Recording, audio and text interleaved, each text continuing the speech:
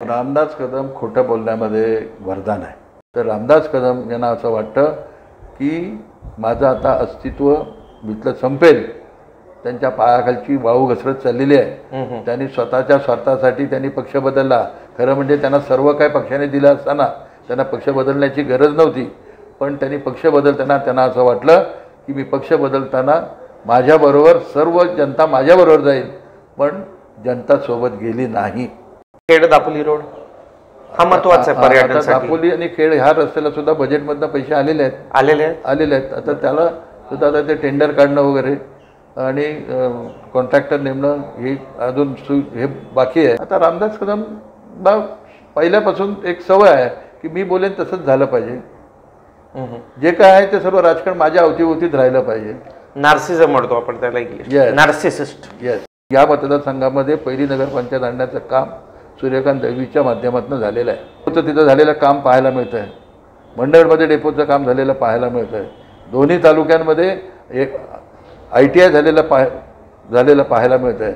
पण जर रस्ते महामार्ग केंद्र शासनाचा जर विषय आहे, मग बांधकाम मंत्री माननीय रवींद्र चव्हाण साहेबांच्यावर आरोप कसा लावलं रामदासभाई? ते अज्ञान पण आहे ते त्यांचं. त्याला कळलं पाहिजे. हे रामदास कदम यांचं अज्ञान पण आहे, त्यांचा अभ्यास नाही आहे म्हणून ते असे बोलत असतील असं मला वाटतं. हा केंद्र शासनाचा हा विषय आहे आणि या विषयावर स्वतः नितीनजी गडकरी सातत्याने बोलत आहेत आणि त्यांच्या पुढाकारानं ह्या कामाला आता गती आले. मुलगा त्यांचा योगेश कदम म्हणजे बोरिवली म्हणजे बाहेरगावी शिकलेला, खेडला जास्त राहिला पण नव्हता योगेश कदम. मग अचानक इकडे कुठून आले? तुम्ही 25 वर्ष इकडे आमदार होते, काम करत होते, अचानक मुंबईवरून असे रेडीमेड नेते येतात असं वाटलं नाही तुम्हाला? रामदास कदमने मातोश्रीवर दबाव आणून स्वतःच्या स्वार्थासाठी त्यांनी प्रत्येक वेळेला मंत्रिपद मिळवण्यासाठी त्यांनी पक्षावर दबाव आणून सगळ्या गोष्टी मिळवल्या. पण आम्ही त्यासाठी कधी अग्रेसिव्ह राहिलो नाही. त्याप्रमाणे 2019ला सुद्धा मुलाला आमदार करण्याकरता त्यांनी मी नेता म्हणून जर का माझ्या मुलाला उमेदवारी मिळत नसेल तर मी नेता म्हणून नाही तर मी राजीनामा देईन अशा प्रकारच्या धमक्या दिल्या. शिवसेनेच्या 2 नेत्यात स्वतःचं अस्तित्व दाखवण्यासाठी किंवा मंत्रिपद मिळवण्यासाठी त्यांनी संजयराव कदम जे राष्ट्रवादीतून उभे राहिले त्यांना जिंकवायला प्रयत्न केला आणि तुम्हाला हरवायला असं सांगता का तुम्ही? होय. त्यांना खेडमधून 10,000 मी मतानं मागे पडलो 2014ला. म्हणजे रामदास कदम हा शिवसेनेचा नेता असताना 10,000 मतं मला कमी मिळतात. याचा अर्थ रामदास कदम यामागे त्यांच्या मागे उभे होते हे स्पष्ट होत आहे आणि म्हणून माझा 1700 मतानं पराभव झाला.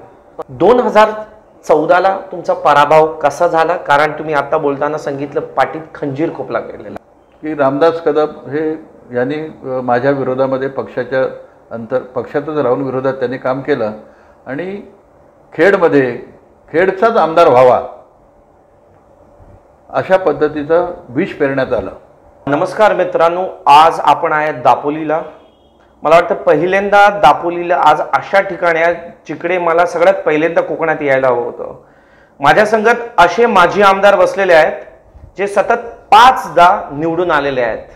सूर्यकांत दळवीजी, आपलं खूप खूप धन्यवाद की आपण आमच्या संगत बसले आहात. नमस्कार सर. 5दा सतत आमदार होणं, पहिली गोष्ट मी आमदार व्हावं हे माझं स्वप्नही नव्हतं. कोकणामध्ये तहानलेल्या भुकेलेल्या जनतेची सेवा करत राहावी आणि ती सेवा करत असताना कोणत्या तरी पक्षाच्या माध्यमातून करावं आणि म्हणून मुंबईमध्ये मूळचा मी शिवसैनिक म्हणून काम करत असताना 1990मध्ये शिवसेना आणि भारतीय जनता पक्षाची युती झाली आणि त्या युतीमध्ये मला ह्या मतदारसंघातून एकमुखानं सर्व कार्यकर्त्यांनी उमेदवार म्हणून मागणी केली. 85 ते 90मध्ये फक्त गावागावामध्ये जाणं, तिथं शिवसेनेच्या शाखा उघडणं एवढाच कार्यक्रम मुंबईतनं येऊन दर शनिवार रविवारी माझा सातत्यानं कार्यक्रम सुरू असे आणि सोबत माझे सहकारी असायचे. 90मध्ये निवडणूक आल्यानंतर कोकणामध्ये एक मोठं वादळ आलं. शिवसेना भारतीय जनता पक्षाचे सगळे आमदार कोकणामध्ये निवडून आले. एक हातणकर अपवाद सोडला तर ह्या दोन्ही जिल्ह्यामध्ये सर्व आमदार निवडून आले, भारतीय जनता पक्षाचे आणि शिवसेनेचे. आणि त्यामध्ये दापोली विधानसभा मतदारसंघातून कोकणामध्ये सर्वात जास्त मताधिक्य 25,000 मताधिक्यानं या जनतेनं मला निवडून दिलं, एक विश्वास टाकला आणि त्या विश्वासाला पात्र ठरण्याकरता सातत्यानं निवडणूक असो नसो आपण काम करत राहावं या भूमिकेतनं मी ह्या मतदारसंघात काम करत राहिलो. आणि ज्या ज्या वेळेला निवडणुका आल्या त्या वेळेला किमान 25,000च्या आसपास नेहमीच मताधिक्य मला मिळत राहिलं. आणि निवडणुकीमध्ये निवडून येत असताना 6व्या टर्मला मला विरोधकांनी पाडला नाही, पक्षांतर्गतच माझ्या पाठीत खंजीर खुपसला गेला, घरबेदीपणा मला घातक ठरला आणि त्यामध्ये माझा निसट्टा पराभव झाला. आणि त्यामुळे पराभव 6व्या टर्मला झाल्यानंतरसुद्धा पराभवाच्या नंतर लोकप्रतिनिधी फार कोकणामध्ये कमी प्रमाणामध्ये काम करताना पाहायला मिळतात. पण मी मात्र आमदार नाही म्हणून आपण घरी बसावं असा विचार न करता सातत्यानं माझं मी काम सुरू ठेवलं. पण काम सुरू ठेवलं असताना पक्षाचं जेवढं मला पाठबळ मिळायला पाहिजे होतं तेवढं मला मिळत नव्हतं. आणि म्हणून शेवटी नाईलाजास्तव पक्षातून मला समविचाराच्या पक्षामध्ये जाणं भाग पडलं. आणि मी इथं भारतीय जनता पक्षामध्ये आल्यानंतर अतिशय मी समाधानी आहे. इथं काम करायला फार स्कोप आहे, व्हिजन आहे. आणि या कोकणामध्ये निश्चितपणे आता भारतीय जनता पक्षाची दिवसेंदिवस ताकद वाढत चाललेली आहे. एक प्रत्येक पक्षाचा एक लाट असते, आता भारतीय जनता पक्षाची लाट या कोकणामध्ये आलेली पाहायला मिळेल. आणि त्याची सुरुवात या लोकसभेच्या निवडणुकीमध्ये आम्ही चुणूक दाखवून दिलेली आहे. आणि ह्या विधानसभेमध्ये सुद्धा निश्चित या कोकणामध्ये जसं कोकणामध्ये रवींद्रजी चव्हाण यांच्या नेतृत्वाखाली सर्व खासदार कोकणातले महायुतीचे निवडून आणण्यामध्ये सर्व कार्यकर्त्यांना यश आलं, त्याप्रमाणे या विधानसभेला सुद्धा एक तुम्हाला वेगळा चमत्कार घडलेला पाहायला मिळेल. दळवी साहेब, आम्ही ज्या प्रकारे मुलाखत घेतो खूप मनमोकळी असते. हे कोणतेही फॉर्मल प्रकाराने घेत नाही, कारण आम्ही जनतेसंगत संवाद करतो. मीडिया म्हणून आमचं काम पण जनतेपर्यंत खरं आहे ते पोचवणं. कोणती मीडिया बिकाव असते, पण आम्ही ते 100% काही करत नाही. आम्ही कोणत्याही पॉलिटिकल पक्षाला किंवा कोणत्या व्यक्तींना समर्थन करत नाही. मी कोकणाचा आहे आणि मला कोकणासाठी काही करायचं फक्त हेच हेतू आहे, आणखी काही नाही. दळवी साहेब, 25 वर्ष तुम्ही आमदार होते. मोजके जर तुम्ही 3-4 गोष्ट सांगितले की हे मोठे काम माझ्यामुळे मी सरकारच्या करून घेतले आमदार असताना, असे काय कामे असणार? मी 1990मध्ये शिवसेना भारतीय जनता पक्षाच्या माध्यमातून निवडून आलो तेव्हा एक दापोली शहराच्या व्यतिरिक्त आणि खेड शहराच्या व्यतिरिक्त आणि मंडणगड शहराच्या व्यतिरिक्त या 3 शहराच्या व्यतिरिक्त ग्रामीण भागामध्ये एकाही ठिकाणी नळ पाणी योजना नव्हती. दापोली खेड आणि दापोली पालघड मार्गे हे 2 रस्ते जोडले, मंडणगड दापोली पालघड मार्गे मंडणगड आणि दापोली खेड वाकवली मार्गे हे 2 रस्ते सोडले तर ह्या मतदारसंघामध्ये कोणत्याही मुख्य रस्त्याला डांबर पडलेली दिसत नव्हती. गावागावामध्ये रस्ता नेणं हा भाग दुसरा टप्पा आहे, पण पहिल्या टप्प्यामध्ये मुख्य रस्त्यांना सुद्धा डांबर नव्हती, कच्चे रस्ते होते. त्या सर्व रस्ते मी आमदार झाल्यानंतर मुख्य रस्ते झाले. गावजोड कार्यक्रम झाला. गावजोड कार्यक्रम झाल्यानंतर गावजोडीचं सुद्धा डांबरीकरण सर्व झाली. प्रत्येक गावामध्ये नळ योजना नव्हती शहराव्यतिरिक्त. त्या सर्व शहरांमध्ये प्रत्येक गावागावामध्ये ज्या नळ योजना झाल्या त्या माझ्या नेतृत्वाखाली भारतीय जनता पक्षाने शिवसेनेच्या माध्यमातून गेल्या 25 वर्षामध्ये लाईट, पाणी, एसटी, दिवे, शाळा जे काय झालं आहे ते 25 वर्षामध्ये माझ्या काळामध्ये झालेलं आहे. आणि 25 वर्षात फक्त सत्ता मला एकदाच मिळाली, युतीचं सरकार फक्त एकदाच मिळालं. जर आणखी सत्तेमध्ये काम करायची संधी मिळाली असती तर अधिक यापेक्षा जोमानं आणखी विकास होऊ शकला असता. या मतदारसंघाला इतिहास आहे. बरोबर. डॉक्टर बाबासाहेब आंबेडकर, साने गुरुजी, रांगलं परांजपे, महर्षी कर्वे हे सर्व मोठमोठे बरोबर आपले थोर पुरुष या मतदारसंघात होऊन गेलेले आहेत. याची भान ठेवून या मतदारसंघाचं काम करण्याचा मी प्रयत्न करत होतो. पण सत्ता नसल्यामुळे काही काम करायला मर्यादा आल्या, तरीसुद्धा सत्ता आल्यानंतर खाडी किनारपट्टीचे सर्व पूल आपण मार्गी लावले. बरं. दळवी साहेब, सॉरी इंटरप्ट करतोय तुम्हाला, कारण शेवटला तुम्ही सत्तेत नाही, पण तुम्ही आमदार कधी होते, कोणत्या वर्षात होते आमदार? 1990 ते 1914. 1914 पर्यंत? नाही, 1990 ते 2014. 2014.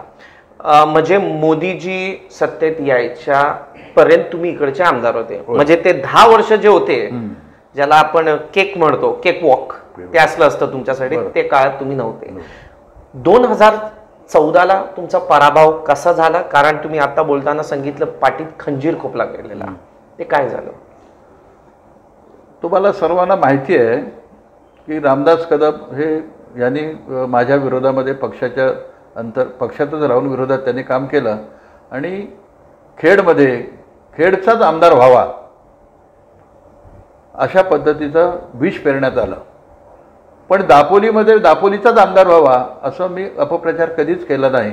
दापोली, मंडणगड, खेड हे माझं कुटुंब आहे, हे माझं घर आहे, ही जनता माझी आहे. मग त्यामुळे मी एकाच चष्मेतनं त्यांच्याकडे पाहण्याचा प्रयत्न केला. पण त्याने ते कारस्थान केलं आणि मला निवडणुकीमध्ये माझा पराभव करावा ह्या उद्देशाने ते केलं. आणि ते करण्यामागे त्यांना मंत्री व्हायचं होतं, म्हणून त्याने हा माझा पराभव करणं त्यांचा हा प्लॅन त्यांनी सक्सेस केला. आणि पुन्हा 5 वर्षानंतर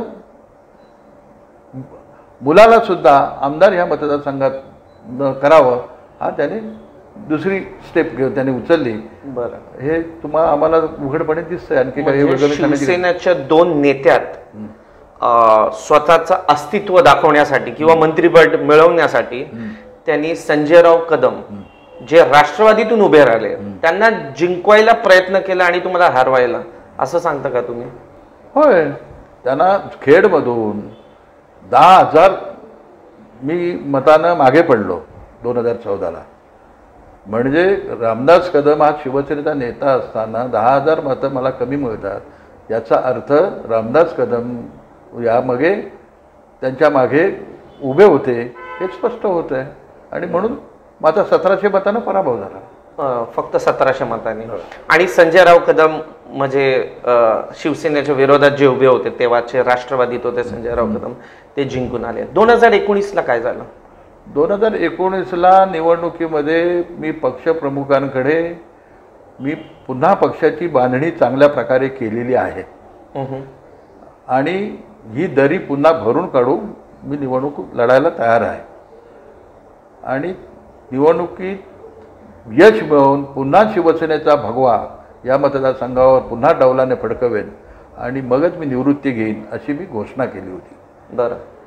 परंतु रामदास कदमने मातोश्रीवर दबाव आणून स्वतःच्या स्वार्थासाठी त्यांनी प्रत्येक वेळेला मंत्रिपद मिळवण्यासाठी त्यांनी पक्षावर दबाव आणून सगळ्या गोष्टी मिळवल्या.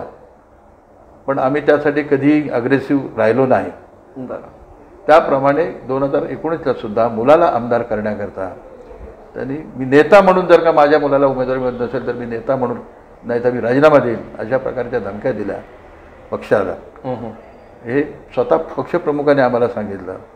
आणि म्हणजे उद्धव ठाकरे साहेबांनी सांगितलं की, आणि म्हणून मी हातबल आहे, मी नाईलाज आहे, मी त्यांना समजवू शकत नाही, ते नेते आहेत म्हणून त्यांनाही मी तुम्हाला उमेदवारी देण्याचा भाग पडतं आहे असं त्यांच्याकडून कळलं. आणि त्यावेळेला मी पक्षाची जी भूमिका असेल ती शेवटी आपल्याला स्वीकारावी लागते. बरं. आणि त्याप्रमाणे त्यांनी स्वतः निवडणूक लढवली आणि त्या मुलाला पैशाचा पाऊस पडला आणि निवडणूक 13,000 जिंकली. म्हणजे दबाव तंत्र वापरला गेला तिकडे उद्धवजी ठाकरेंच्या विरोधात. आणि मुलगा त्यांचा योगेश कदम म्हणजे बोरिवली, म्हणजे बाहेरगावी शिकलेला, खेडला जास्त राहायला पण नव्हता योगेश कदम, मग अचानक इकडे कुठून आले तुम्ही? 25 वर्ष इकडे आमदार होते, काम करत होते, अचानक मुंबईवरून असे रेडीमेड नेते येतात, असं वाटलं नाही तुम्हाला? हे मलाही वाटलं, सगळ्यांनाही वाटलं, सर्वसामान्य लोकांना सुद्धा वाटलं. पण त्याचं उत्तर मी आपल्याला दिलं की नेता म्हणून त्यांनी पक्षश्रेष्ठींवर त्यांनी दबाव आणून माझ्या मुलालाच उमेदवारी द्या आणि मतदारसंघामध्ये कार्यकर्त्यांना माझ्या मुलाला जो निवडून देईल त्याच गावामध्ये मी विकासात्मक कामं करेन, त्या कार्यकर्त्यांना काय आर्थिक काही सहकार्य लागेल, मदत लागेल ती मी करेन, अशी भूमिका घेतल्यानंतर या मतदारसंघामध्ये त्याला काही गोष्टी यश मिळवणंच शक्य झालं. बरं, आता 2024ला आपण घेऊया. लोकसभेचे निवडणूक झालेले आहेत, परत भारतीय जनता पार्टीला सत्ता भोगली आहे आता, आणि कोकणात आता योगेश दादा स्थानिक आमदार आहेत, तर शक्यता आहे की तेच परत आमदारकीची सीट मागणार. तुम्हाला काय वाटतंय? कारण तुम्ही भाजपला प्रवेश घेतलेला आहे, कारण काय होतं आणि भाजपचं राजकारण दापोली, खेड, मंडणगडला काय असेल? या मतदारसंघामध्ये 65% मतदारसंघ हा दापोली आहे आणि उर्वरित दापोली आणि अर्धा खेड आणि मंडणगड तालुका आहे. दापोलीची जनता शक्यतो आजपर्यंत ठरवते, तो आमदार आतापर्यंत झाला, पण गेल्या 2 निवडणुकांमध्ये दापोली तालुक्याचा मतदारसंघ या नाव असताना सुद्धा, दापोली मतदारसंघ हा नाव असताना 65% मतदार असताना सुद्धा दापोलीचा आमदार नाही, हे शल्य आता निश्चित लोकांमध्ये जाणवायला लागलेलं आहे. आणि अशा परिस्थितीमध्ये महायुतीचा अजून अंतिम निर्णय झालेला नाही. बरं, परंतु महायुती असणार आहे. कुठचा मतदारसंघ कोणत्या मतदारसंघाला पक्षाला दिला जाईल हे आज अजून अंतिम निर्णय पक्षश्रेष्ठींचा येतो आणि तो देतील तो आम्हाला आमच्यासाठी शिरसावंदी असेल. मात्र ह्या मतदारसंघामध्ये भारतीय जनता पक्षाला लोकसभेच्या निवडणुकीचा निकाल पाहता विधानसभेच्या निवडणुकीला भारतीय जनता पक्षाला उमेदवारी मिळावी अशी आमची भारतीय जनता पक्षाची कार्यकर्त्यांची अपेक्षा आहे. विद्यमान आमदार शिवसेना गटाचे आहेत, पण विद्यमान आमदार लोकसभेच्या निवडणुकीला मतदारसंघ ते व्यवस्थित सांभाळू शकलेले नाहीत. 8,500 पिछाडीवर आहेत. मग त्या ठिकाणी भारतीय जनता पक्षाला या मतदारसंघातनं उमेदवारी मिळणं वावगं असं मला वाटत नाही. महायुतीचा आमदार निवडून आला पाहिजे एवढीच मनामध्ये अपेक्षा आहे.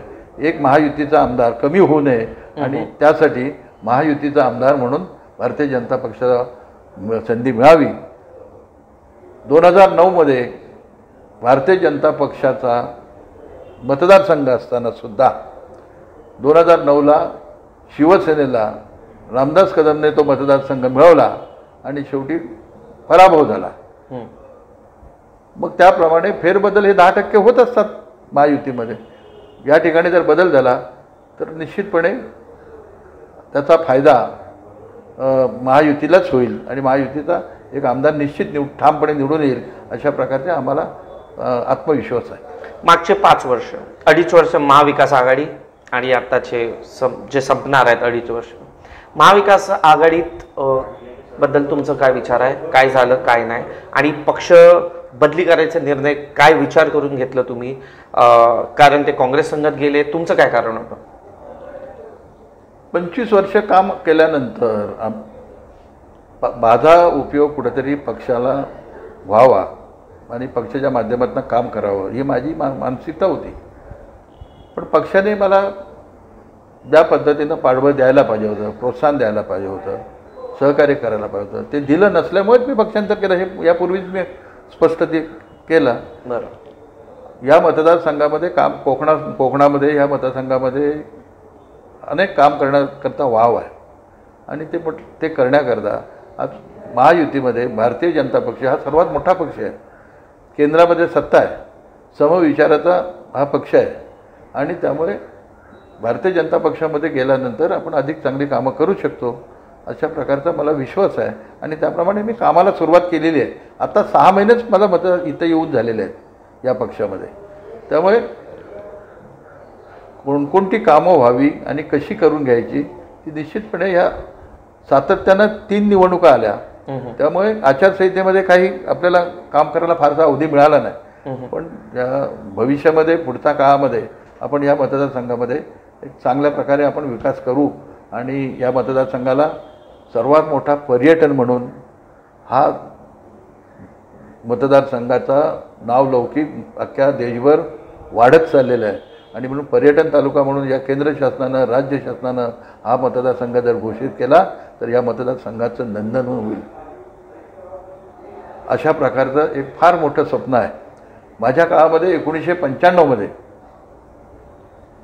हर्णे बंदराला 5 कोटी बजेट तरतूद झाली. पण त्यानंतर निधीच आला नाही, त्यामध्ये कामच झालं नाही.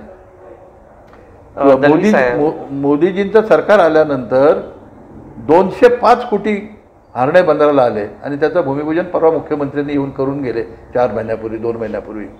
अशा प्रकारचे अनेक कामं करण्यासारखी आहेत आणि ते आपण करू.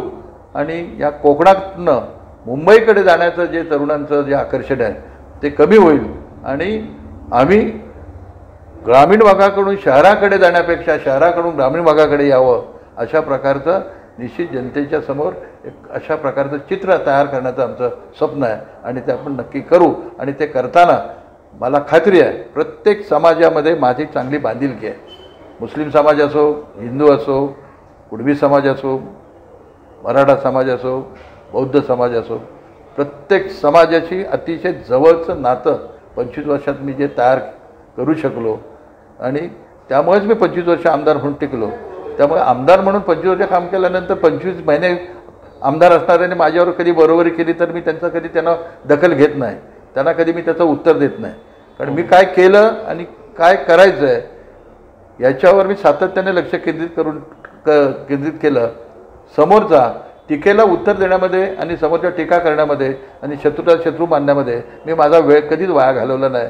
तोच विधायक कामासाठी वेळ घालवला आणि ते करत आलो. भविष्यामध्ये सुद्धा भारतीय जनता पक्षाच्या माध्यमातून अशा प्रकारे चांगले जर का संधी अजून भविष्यात जर माझ्यावर जबाबदाऱ्या आल्या तर अजून देखील या मतदारसंघात या दापोलीमध्ये आणखी एक आगळावेगळा विकास केलेला पाहायला मिळेल. दापोली शहरामध्ये महाराष्ट्रातली पहिली नगरपंचायत मी आमदार असताना शिर्डी आणि दापोली या 2 नगरपंचायतीच्या पहिल्या झाल्या. त्यापैकी ही या मतदारसंघामध्ये पहिली नगरपंचायत आणण्याचं काम सूर्यकांत दळवीच्या माध्यमातून झालेलं आहे. आज डेपोचं तिथं झालेलं काम पाहायला मिळतं आहे. मंडळमध्ये डेपोचं काम झालेलं पाहायला मिळतं आहे. दोन्ही तालुक्यांमध्ये एक ITI झालेलं पाहायला मिळतं आहे. आज खेडमध्ये आज रामदास कदमसारखे 3दा मंत्री असतानासुद्धा अजून प्रदूषण थांबवू शकले नाहीत. जगबुडी नदी बघा टँकर मुक्त करू शकले नाहीत. जगबुडीचा सुद्धा प्रश्न आता जेमतेम मार्गी लागला, तो सुद्धा केंद्र शासनाच्या माध्यमातून लागलेला आहे. कारण तो राष्ट्रीय महामार्ग हा केंद्र शासन. पण जर रस्ते महामार्ग केंद्र शासनाचा जर विषय आहे मग बांधकाम मंत्री माननीय रवींद्र चव्हाण साहेबांच्यावर आरोप कसा लावला रामदासभाई? ते अज्ञान पण आहे ते त्यांचं, त्याला कळलं पाहिजे. हे रामदास कदम यांचं अज्ञान पण आहे, त्यांचा अभ्यास नाही आहे म्हणून ते असे बोलत असतील असं मला वाटतं. हा केंद्र शासनाचा हा विषय आहे आणि या विषयावर स्वतः नितीनजी गडकरी सातत्याने बोलत आहेत आणि त्यांच्या पुढाकारानं ह्या कामाला आता गती आले. पूर्वी 4 पदरी हा जो मुंबई गोवा रस्ता होतोय याचं आता पुन्हा कॉन्क्रिटीकरणाचा हा निर्णय नितीनजींनी गडकरी साहेबांनी घेतल्यानंतर त्यामुळे कामाला थोडंसं लेट झालं. भूसंपादनामध्ये थोडंसं लेट झालं. काही ठिकाणी जागा देण्यामध्ये लोकांचे विरोध झाले म्हणून लेट झाले.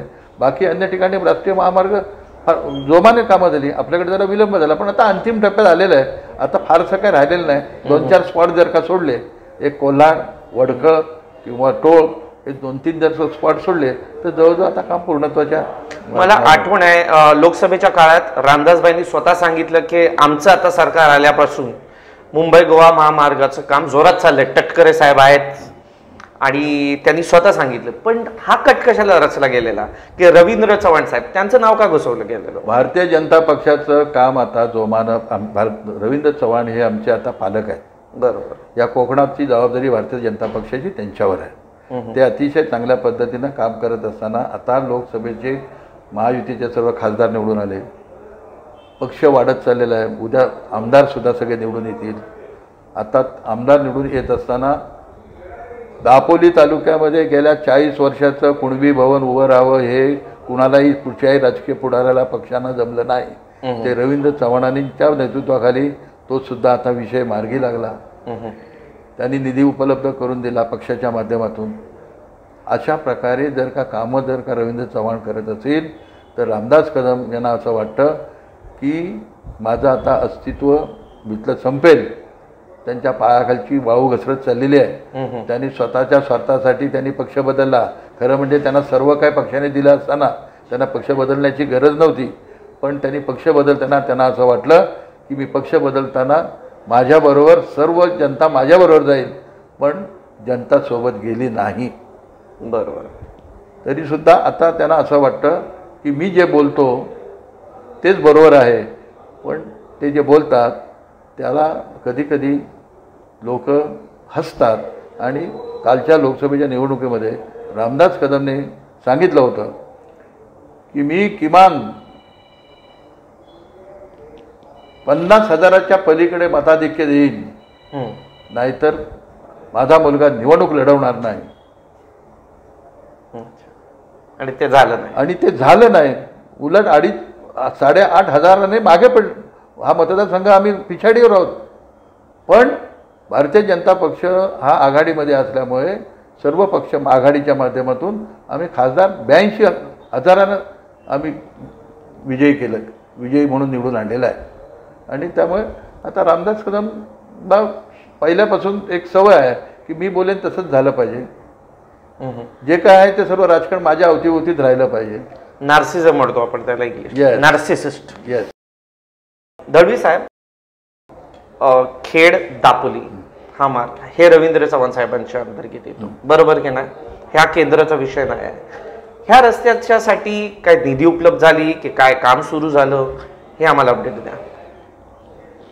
केंद्र राज्य शासनाच्या माध्यमातून सातत्यानं आणि केंद्र शासनाच्या माध्यमातून कोकणामध्ये गेल्या 10 वर्षाची आकडेवारी मी आता तुम्हाला पाहिजे तर मागणं देऊ शकेल, पण जर तुम्ही ती आकडेवारी तुम्हीसुद्धा तुमच्याकडे असेल आणि तुम्ही अतिशय चांगले एक पत्रकार आहात, अभ्यासपूर्ण पत्रकार आहात, त्यामुळे तुम्ही तुलना करा की यापूर्वीचा निधी किती येत होता आणि आत्ताच निधी कुठून येतो आहे, कसा आला.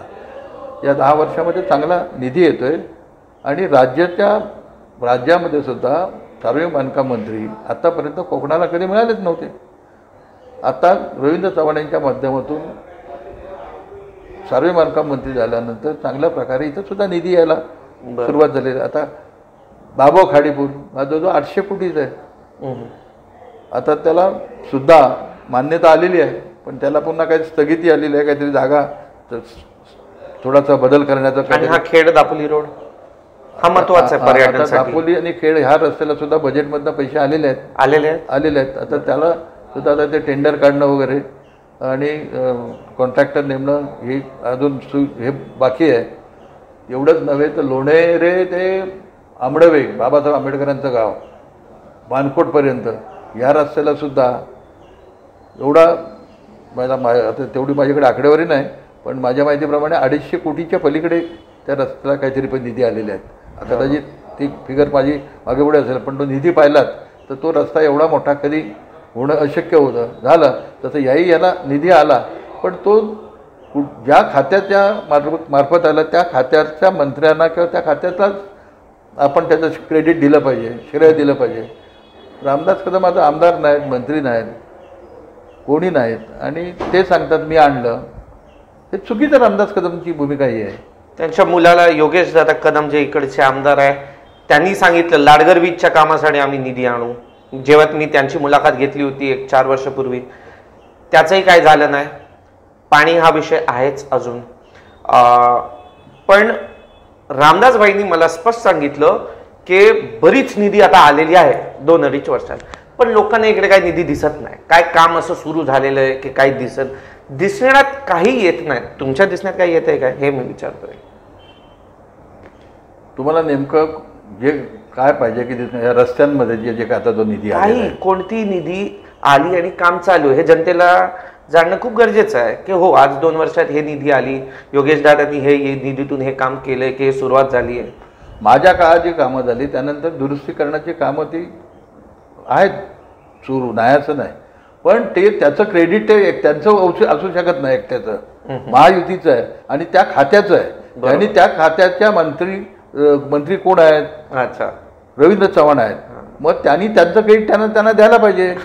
त्यांना क्रेडिट न देता ते मीच केलं असं सांगत असेल तर ते चुकीचं आहे. बरोबर.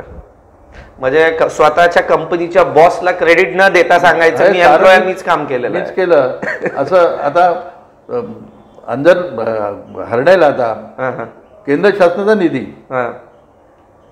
बंदर मंजूर झाला, मुख्यमंत्री उद्घाटनाला आले, पण रामदास कदमने पुढाकार घेतल्यानंतर त्या पुढाकारामध्ये संबंधित खात्याच्या मंत्र्यांना सुद्धा त्यांनी बोलवलं नाही. बरं. म्हणजे सर्व काय करतोय ते मीच करतोय असं लोकांना भासवायचं. आणि म्हणून परवाच्या लोकसभेच्या निवडणुकीमध्ये लोकांनी त्यांची जागा दाखवलेली आहे. म्हणून ते भविष्यामध्ये मला वाटतं त्यांनी सांगितलं की आता सूर्यकांत दळवीने निवडणूक लढवू नये, निवृत्ती घ्यावी. तसं अजून रामदास कदम का निवृत्ती घेत नाही? त्यांनी सुद्धा आता निवृत्ती घेतली पाहिजे. बरोबर. आणि त्यांनी सुद्धा आता ही काय वळवळ किंवा मध्ये मध्ये जे काही नको ते वायफळ बोललं जातं आहे ते कारण नसताना बोलू नये. भारतीय जनता पक्षाचं आमचा कोणताही वाद नाही. भारतीय जनता पक्ष त्यांच्यावर कोणत्याही प्रकारचा आरोप करत नाही. मात्र एकतर्फी एकाएकी झोपेतनं उठून माणूस एखादा काहीतरी बडबडत सुटतो असं समोर माईक मिळाल्यानंतर त्यांना बरं का शत्रूसारखी त्यांना भावना तयार झाली काय कळत नाही. तर त्यांनी अशा प्रकारचे प्रतिक्रिया द्यायचं थांबलं पाहिजे.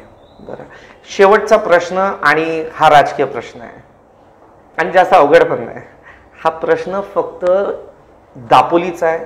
दापोलीला जे पंचायतची निवडणूक झाली होती तेव्हा रामदासबाईंचं असं म्हणणं होतं की योगेश दादांना डवललं गेलं होतं. अनिल परबांनी योगेश दादांना डवललं आणि सगळं कट रसरा गेलेला योगेशला पाडायचं. ह्याच्यात काय तथ्य आहे ते तुम्ही सांगा, कारण आम्ही दापोलीला आहे. रामदास कदम खोटं बोलण्यामध्ये वरदान आहे. रामदास त्या मीटिंगमध्ये आघाडी झाली. जर राज्यामध्ये आघाडी होती तर मग ती आघाडी हित दापोलीमध्ये का नसावी ही भूमिका मी स्वतः स्वीकारली. आणि मी स्वतः अनिल परब साहेब यांना जाऊन भेटलो, तटकरे साहेब यांना जाऊन भेटलो. ते दोघे पुन्हा एकत्र बसले. त्यांनी युतीची आघाडी करून मी नगर पंचायत निवडणूक लढवण्याचा निर्णय मान्य केला. आणि मान्य करत असताना त्या मिटिंगला विद्यमान आमदार म्हणून मिटिंगला बोलवलं गेलं. पण त्या मिटिंगला बोलवल्यानंतर ते स्वतः आले नाहीत. आणि तिथं आल्यानंतर मग त्यांना आले असते आणि जर का ते बोलले असते की मी म्हणतोय त्या ठिकाणी मला एवढा जागा पाहिजे किंवा या उमेदवाराला मिळाली पाहिजेत तर तो विचार होऊ शकला असा. पण त्यांना ते मान्य नव्हतं. हम करायचो मी बोलेन तसंच व्हायला पाहिजे आणि यांची कुणाची मध्ये डावाडव नसावी अशी त्यांची भूमिका होती. पण ते स्वार्थासाठी कधीही कुणाशी कोणताही निर्णय घेत असतात. त्यावेळेला त्यांनी सुनील तटकरेंच्या विरोधात ती भूमिका घेतली. लोकसभेला सुनील तटकरेंच्या बरोबर ते होते. 2014ला आनंद गीतेंच्या विरोधात रामदास कदम होते. आता पुन्हा यावेळेला आनंद गीतेंच्या विरोधामध्ये रामदास काम करत होते.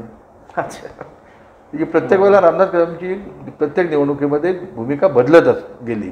आणि त्यामुळे रामदास कदम पुढच्या निवडणुकीत कोणती भूमिका घेतील हे काही सांगता येणार नाही. दलवीजी खूप धन्यवाद आम्हाला ही मुलाखत द्यायच्यासाठी. आणि एक मी जनतेलाही सांगू इच्छितो की ह्या मुलाखतीत रामदास कदम हा नाव सतत दळवी साहेबांच्या तोंडी आला आणि माझ्याही तोंडी आला. ह्याचं एक कारण आहे. कारण कोकणात रामदास कदम हा मोठा नाव आहे आणि मोठा नाव कधी कधी केला जातो पण.